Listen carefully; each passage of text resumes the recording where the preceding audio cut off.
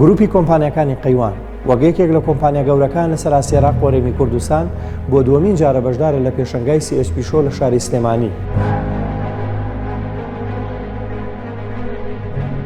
پرۆژە جوانەکانمان ببینن لە هەرێمی کوردستان و عێراق لە بواری بیناسازی.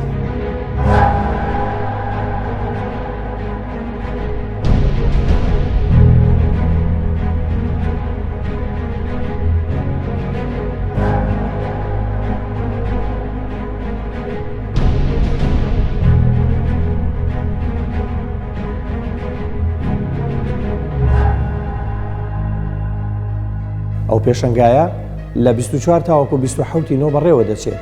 چاوەڕوانتانین بۆ ئەوەی زیاتر ئاشناتان بکەین بە پرۆژە خزمەتگوزاریەکانمان لە سێکتەری بیناسازی.